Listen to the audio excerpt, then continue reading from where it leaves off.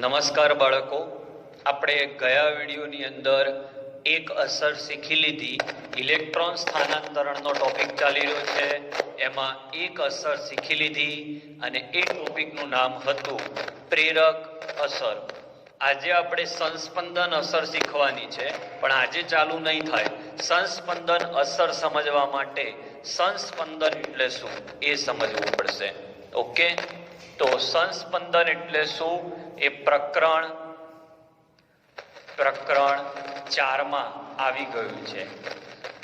બુકમાં બધું લખેલું છે, એટલે હું ઉદાહરણથી તમને સમજાવું કે કોઈ એક અણુને સમજી લો, બેન્ઝીનને.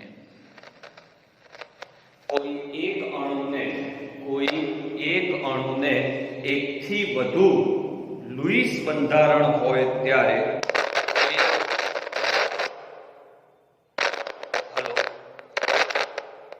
કોઈ એક અણુને એકથી વધુ લુઈસ બંધારણ હોય ત્યારે તે દરેક બંધારણ આપણે દોરવું પડે. બરાબર છે? સમજી લો કે આ આપણું બંધારણ એ છે. આપણે ચેપ્ટર 4 શીખી જ ગયા છીએ, એટલે અત્યારે રિપીટ થાય છે. આ બંધારણ બી છે. પણ આ એક બંધારણ વડે બેન્ઝીનના બધા ગુણધર્મો સમજી શકાતા નથી. એટલે એક આપણે બંધારણ વિચારતા હોઈએ છીએ જે એના બધા ગુણધર્મો સમજાવી શકે આ રીતે. ઓકે, અને એને ફાઇનલી આ રીતે દોરવામાં આવે. આને સંકૃત સંસ્પંદન બંધારણ કહેવાય. આ એના વિહિત સ્વરૂપો જે આમાં ભાગ આપે છે, અથવા યોગદાન આપનારા સમૂહ કે યોગદાન આપનાર કહેવાય. કોઈ એક અણુને એકથી વધુ લુઈસ બંધારણ હોય ત્યારે તેનું કોઈ એક બંધારણ તેના બધા ગુણધર્મો સમજાવી શકતું નથી. ત્યારે કોઈ એક એવું સ્વરૂપ વિચારવું પડે છે જે તેના બધા ગુણધર્મો સમજાવતું હોય છે. ઓકે, તો આ બંધારણને સંકૃત સંસ્પંદન બંધારણ કહેવાય. અને આ જે બંધારણો આપણે દોર્યા, જે શક્ય બંધારણો છે, એ શક્ય બંધારણોને વિહિત સ્વરૂપ કહેવાય. આ કાલ્પનિક હોય કે આવું હશે. બરાબર? એટલે આની બંધ લંબાઈ અને આની બંધ લંબાઈ તમે માપો તો અહીંયા તમે જોશો તો એક સમયે ડબલ બોન્ડ છે અને એ જ સમયે અહીંયા સિંગલ બોન્ડ છે. તો સિંગલ બોન્ડ મુજબ આની બંધ લંબાઈ 154 પિકોમીટર થવી જોઈએ અને આની બંધ લંબાઈ 128 પિકોમીટર હોવી જોઈએ. ડબલ બોન્ડ છે એટલા માટે 121 પણ ઘણી જગ્યાએ લેતા હોય, પણ 128. પણ જ્યારે માપવામાં આવી ત્યારે નથી 128 કે નથી 154. બરાબર? 134 છે બેન્ઝીનની અંદર. સમજો, એક જ સમયે અહીંયા જુઓ તો 154 પિકોમીટર આવે અને અહીંયા જુઓ તો 134 આવે.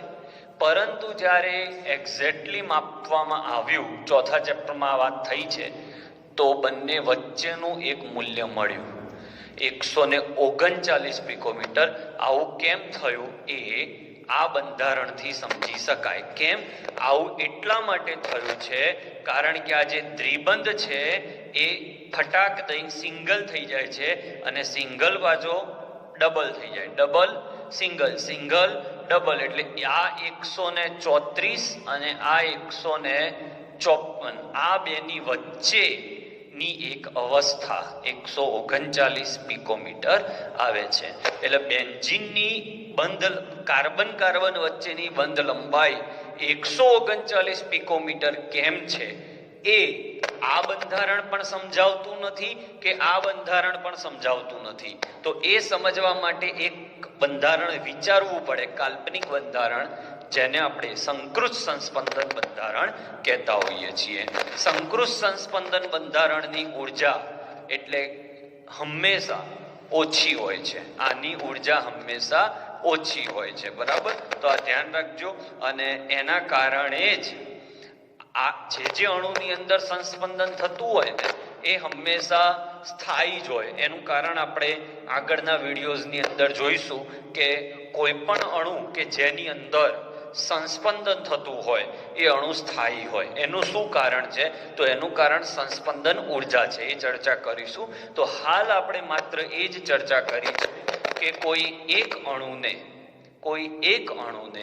એકથી વધુ લુઈસ બંધારણથી દર્શાવી શકાતા હોય, પરંતુ કોઈ એક બંધારણ તેના બધા ગુણધર્મો સમજાવી શકતું ના હોય, ત્યારે એક એવું બંધારણ વિચારવું પડે કે જે દરેક ગુણધર્મો સમજાવી શકે.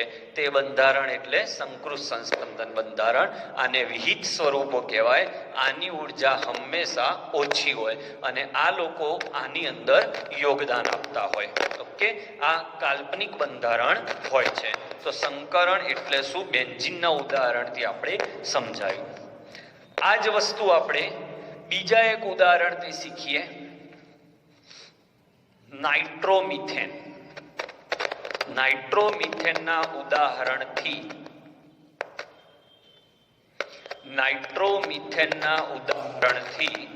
સંસ્પંદન સમજાવો. નાઇટ્રોમિથેનના ઉદાહરણથી. તો આ નાઇટ્રો અને આ મિથેન. તો નાઇટ્રોમિથેનમાં આ રીતે થાય CH3N double bond O single bond O. અહીંયા 6 ઇલેક્ટ્રોન હોય. ઓકે, એટલે આને આપણે માઇનસ અને આને પ્લસ કહી શકીએ. હવે શું થાય? તો આનું એક બીજું બંધારણ પણ શક્ય છે. અત્યારે આ ઓક્સિજન ઉપર 4 ઇલેક્ટ્રોન હોય, કારણ આપણે જાણીએ છીએ ઓક્સિજનની બાહ્ય કક્ષામાં 6 ઇલેક્ટ્રોન હોય. 6 માંથી 2 ઇલેક્ટ્રોન અહીંયા વપરાઈ જાય એટલે 4 વધે. હવે બીજું બંધારણ શું હોઈ શકે? તો આ ઇલેક્ટ્રોન અહીંયા સ્થાનાંતર થાય, તો આ ઇલેક્ટ્રોન અહીંયા સ્થાનાંતર થાય. જોજો તો શું બને? CH3N O અને O. હવે સમજો, આ 6 ઇલેક્ટ્રોન માંથી 2 ઇલેક્ટ્રોન ગયા એટલે અહીંયા ડબલ બોન્ડ બન્યો. બહુ જ જોરદાર પોઈન્ટ. 6 માંથી 2 ગયા એટલે કેટલા વધ્યા? 4. ઇલેક્ટ્રોન ગુમાવે એટલે પ્લસ થાય, પણ એ પ્લસ અને આ માઇનસ ગયા એટલે આના ઉપર કોઈ વીજભાર આવશે નહીં. ફરીથી આ 2 ઇલેક્ટ્રોન આમાં ગયા, આ 2 ઇલેક્ટ્રોન અહીંયા ગયા એટલે 2 ઇલેક્ટ્રોન આ ઓક્સિજનના ગયા. એટલે ઇલેક્ટ્રોન ગુમાવે પ્લસ, તો એ પ્લસ અને આ માઇનસ ગયા. કોઈના મનમાં એમ થાય કે અહીંયાથી 2 ઇલેક્ટ્રોન આમાં ગયા સાહેબ. ઓકે, તો અહીંયા માઇનસ પ્લસ 2 ના થાય, પણ એનું રીઝન એવું છે કે બંધ છે, બંધમાં ભાગીદારી હોય એટલે એક ઇલેક્ટ્રોન ગણાય. હવે અહીંયાથી તમે જોશો તો આ જે પ્લસ છે એમનો એમ રહેશે. કેમ? કારણ કે એને ઇલેક્ટ્રોન મેળવ્યા પણ ખરા અને એને ઇલેક્ટ્રોન ગુમાવ્યા પણ ખરા. એટલે મેળવ્યા અને ગુમાયા એટલે એના ચાર્જમાં ફરક પડે નહીં.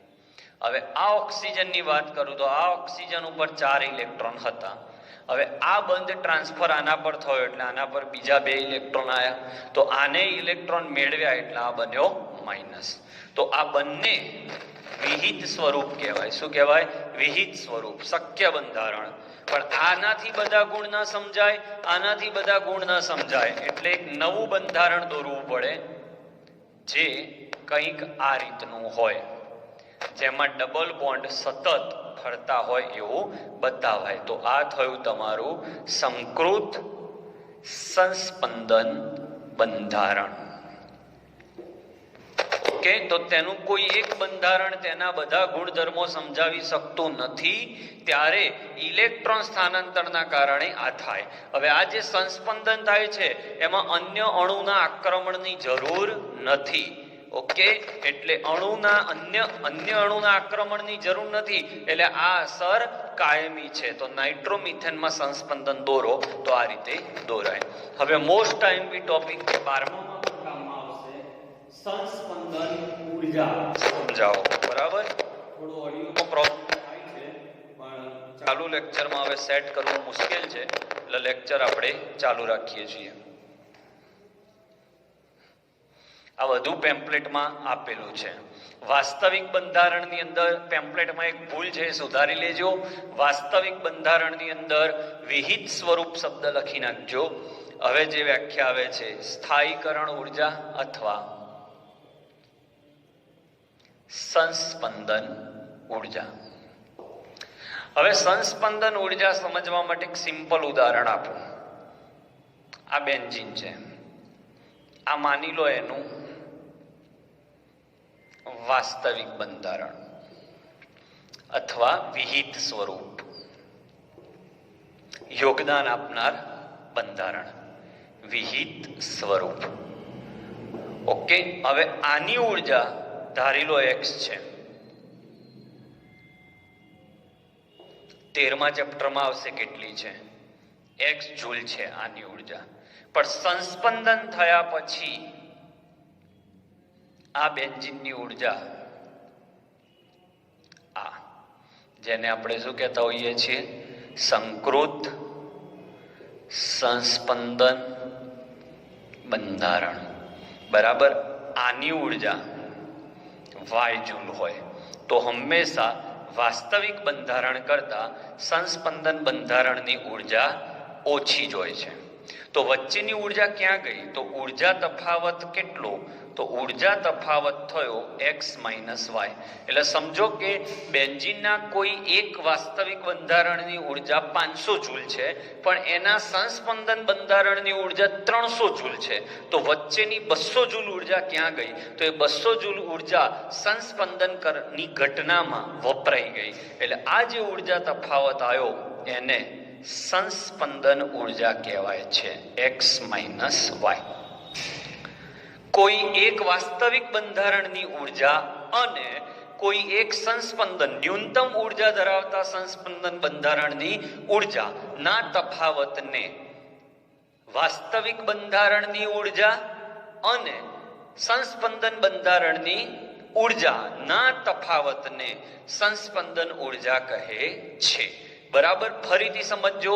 સંસ્પંદન થવાથી ઉર્જા ઓછી થાય, એ જે ઓછી થઈ ઉર્જા એને સંસ્પંદન ઉર્જા કહેવાય. ઓકે, એટલે યાદ રાખજો, સંસ્પંદન ઉર્જા, આખો પોઈન્ટ ફરીથી ચલાવું છું, ચિંતા ના કરશો. સંસ્પંદન ઉર્જા ચલે છે સંસ્પંદનની સંખ્યા. અણુની અંદર જેટલું વધારે સંસ્પંદન થશે એટલી ઉર્જા વધારે મુક્ત કરશે, એટલી ઉર્જા વધુ મુક્ત થાય.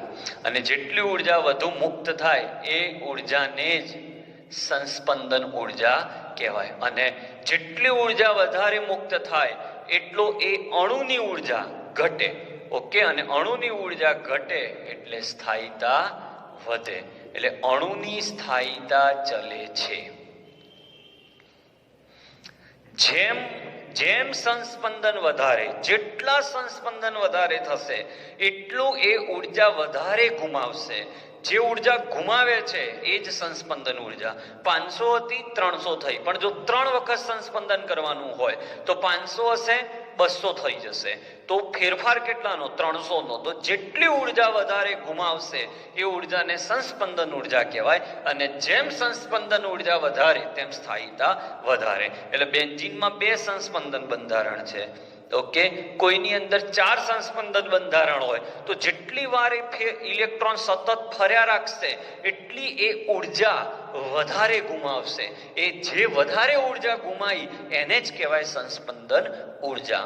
ઓકે, એટલે કોઈ એક વાસ્તવિક બંધારણ અને ન્યૂનતમ ઉર્જા ધરાવતા સંસ્પંદન બંધારણ ના તફાવતને શું કહેવાય? સંસ્પંદન ઉર્જા. ઓકે, એટલે વાસ્તવિક બંધારણ, અહીંયાથી વિહિત શબ્દ કાઢી નાખું એટલે તમને કન્ફ્યુઝન ઓછું થઈ જાય. વાસ્તવિક બંધારણ અને સૌથી ઓછી ઉર્જા ધરાવતા સંસ્પંદન બંધારણ વચ્ચેની ઉર્જાના તફાવતને સંસ્પંદન ઉર્જા કહે છે. જેટલો આ તફાવત વધારે એટલી સંસ્પંદન ઉર્જા વધારે, જેટલી સંસ્પંદન ઉર્જા વધારે એટલું એ અણુની સ્થાયીતા વધારે. આમ કહી શકાય કે જે અણુની અંદર સંસ્પંદન થાય છે તે દરેક અણુના સ્થાયીતામાં વધારો થતું હોય છે. બરાબર. તો નોર્મલી છેલ્લું વાક્ય છે આપણા કામનું નથી, તો આવતા લેક્ચરમાં આપણે બીજા પોઈન્ટ આગળ વધારીશું. ઓકે, તો આટલું બોર્ડ વર્ક લખી લેજો, કારણ કે આ આપણે પેમ્પલેટમાં આપેલું નથી. આજનો લેક્ચર આપણે અહીંયા પૂરો કરીએ છીએ.